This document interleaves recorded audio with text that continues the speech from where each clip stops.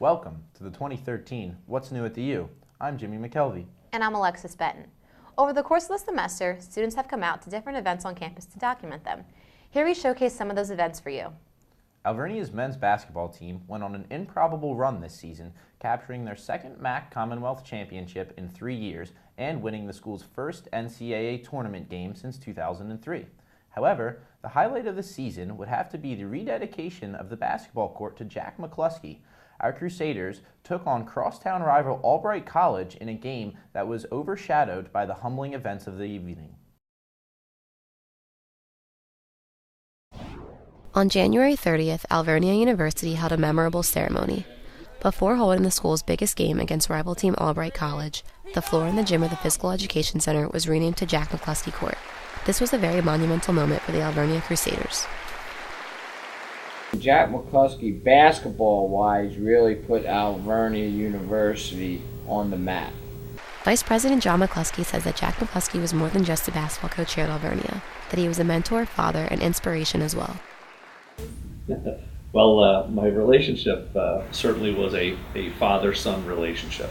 The father that I was provided and the father that I would have chosen. He was a wonderful man. He certainly was more than just a basketball coach. He was certainly more than someone that just would recruit student athletes to come here, play basketball, have a wonderful career while they were here academically and athletically. He was someone who really was a coach and a mentor. This summer when they paint the court and they put his name permanently on the basketball court, again, it will be a kind of mixed emotion day for me to see that, but certainly honoring and humbling at the same time for the family and for my father.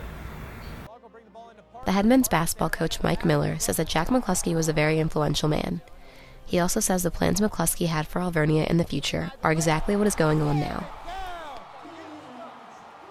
His plans for Alvernia for the future was exactly what's happening now. To add more sports, to add more coaches, to add more dorms, and that was the big picture for Jack McCluskey. So obviously everything that is now happening at Alvernia right now was all part of because of Jack McCluskey, because he got it started. Although the Albright Lions defeated the Crusaders that evening, the ceremony was the bigger picture for Alvernia. The rededication of the court to Jack McCluskey left the home of the Crusaders with something they'll remember and smile about for a lifetime. Alvernia University has a brand new building on campus. It opened in January near the Physical Education Center. Amy Bird was there for the ribbon-cutting ceremony. There's a new place to hang out on campus, the Campus Commons building. Dr. Flynn, Alvernia's president, gave a speech, as well as Dr. Chicalo, Dean of Students and Vice President for Student Life. Campus Commons is part of the university's overall master plan to create a home for our students at Alvernia, and this is something that we've been pretty busy with over the course of the last few years, the addition of the Founders Village residences. So students had a lot to do with deciding what kind of a fitness facility we would have in here. They had a lot to do with helping us decide which offices and programs would be located here, but they also helped us pick out the carpeting. Junior Bernard, a junior and resident, had this to say about the building. I really like the building, the fact that we have access to so many great things, such as the gym, the cardio, which is something we really needed on campus, and as well as the computer lab. It's very useful. In the middle of the night, if you have a project to do, you just go in there and have access to it. I really like it, and it's worth it for us to have it on campus.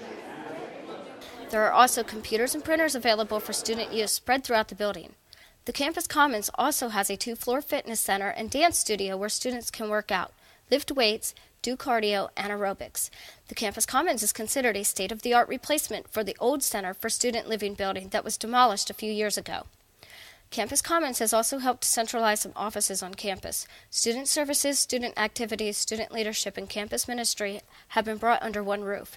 I love going to the Commons because it's so quiet and I can get my work done, and it's just a good environment to be in. It's a great new building. The new gym's fantastic. Definitely. The nationally renowned Lamar Advertising company has recently teamed up with an Alvernia University class, providing them with a very unique opportunity. Lamar Advertising, established in 1902, provides clients all over the United States as well as in Canada with outdoor advertising ranging from small road signs and bus station benches to giant digital billboards. Lamar has decided to team up with an advertising workshop class from Alvernia University, offering 2 free iPads to the pair of students who can condense Lamar's intricate media packet into an easy-to-understand presentation that can be presented to future clients. We realized that through going through our marketing sessions that we thought we knew everything that everyone needed to know, and we were going along fine.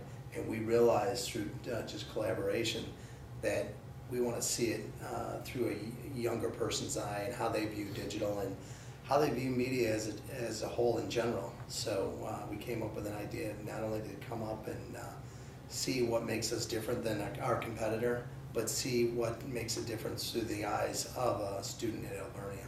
Students in Carrie Fitzpatrick's Tuesday-Thursday advertising workshop class are the lucky recipients of the opportunity. At the beginning of this semester, in the spring semester, Lamar Advertising actually contacted me first via email, then we had a phone conversation, and they were telling me about this contest that would involve students in creating a digital presentation for them so that they could use that as a means of marketing themselves to their clients. Whether that be through an email exchange, simply sending the clients a link to the digital presentation, or actually using the presentations in face-to-face interactions. And ones like Tommy Loopold see it not only as a great opportunity for an iPad, but there are other advantages too. Well, to win the iPad it would be great, but I'm really in for it for the golden opportunity to say that I worked with Lamar, and it would be an outstanding thing to have on the resume.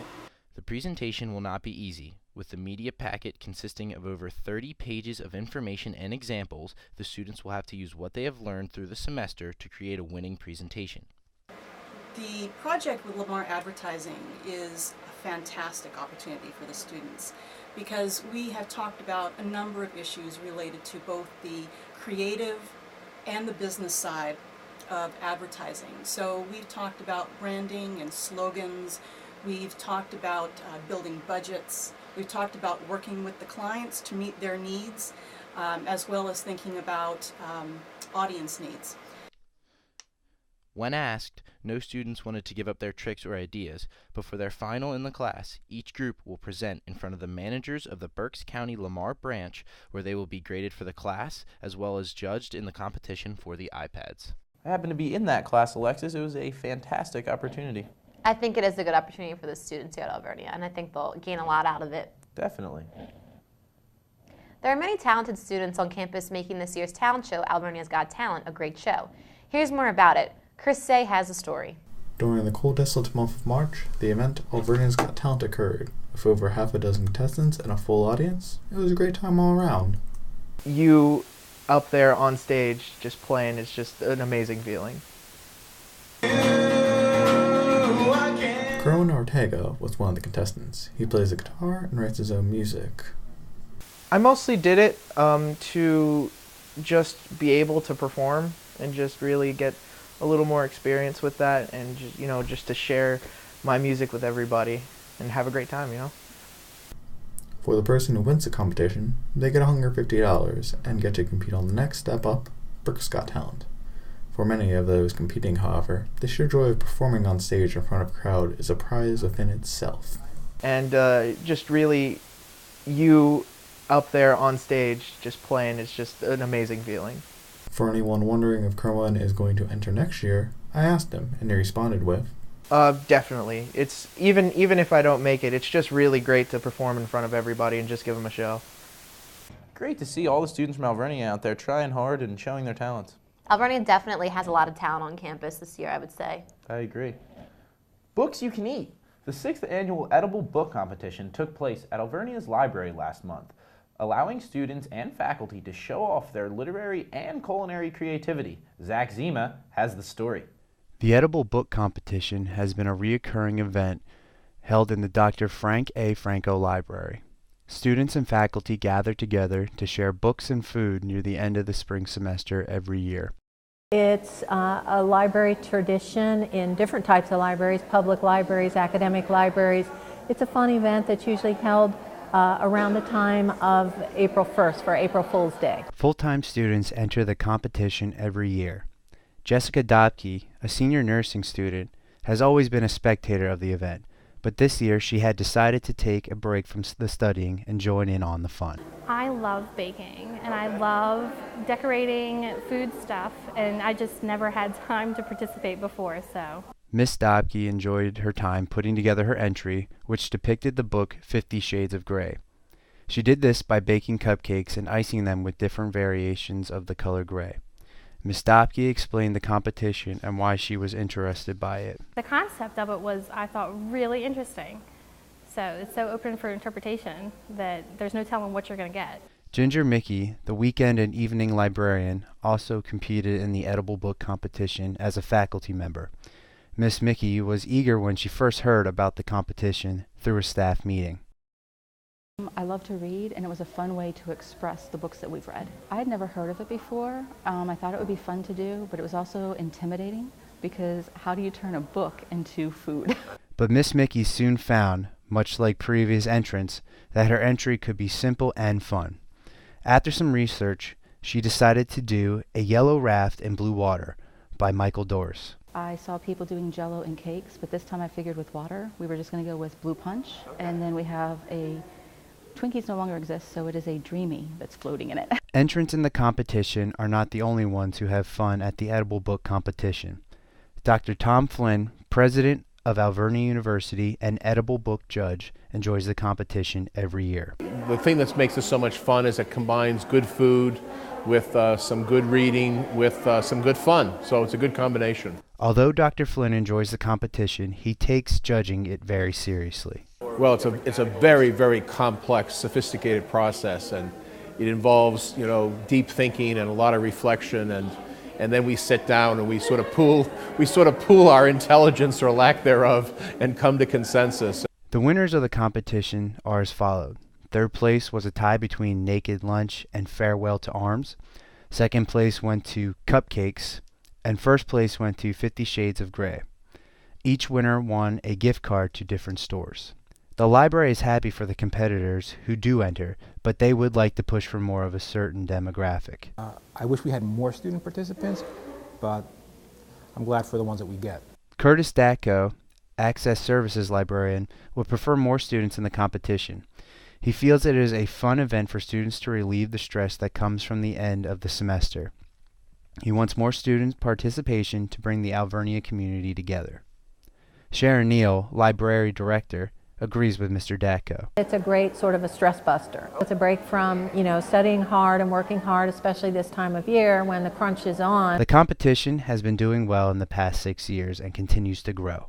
Hopefully we'll keep continuing to do it, and it's a fun event for campus, and I wish more people would participate. Returning students should keep an eye out for the 7th annual Edible Book Competition.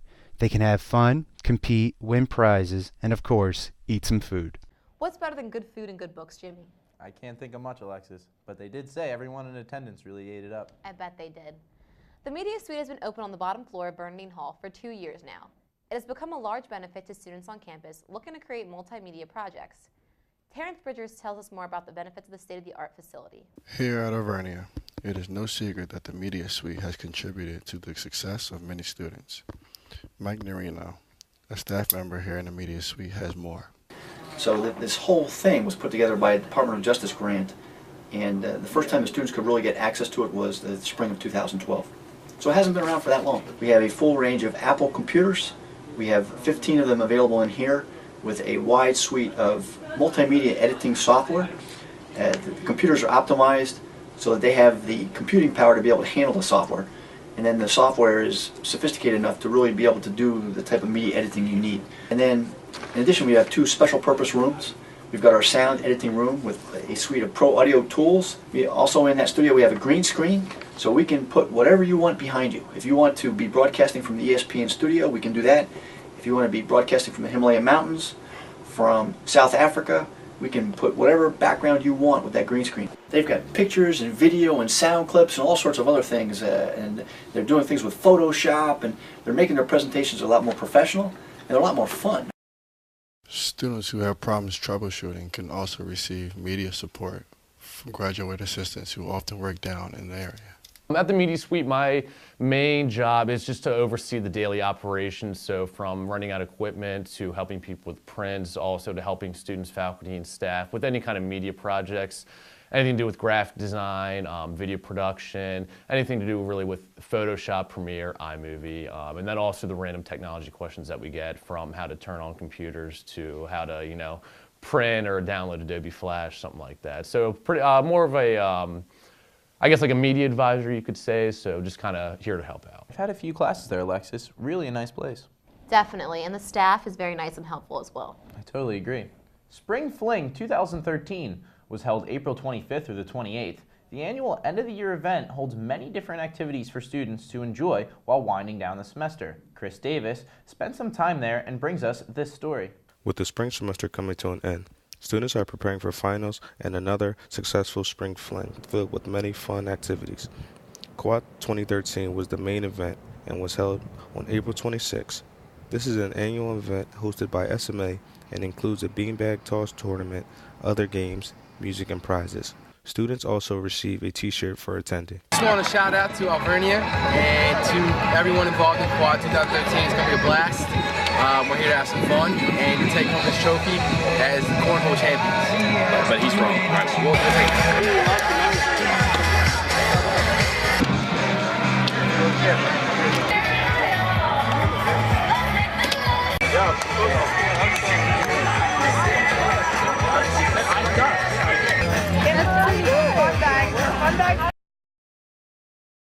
Spring Fling is a lot of fun. It's a good way to get all the kids at Alvernia out together and really make some new friends and less stress since it's finals week. I totally agree. Great time, but still not over my loss in the semifinals of the cornhole tournament. No, that's unfortunate.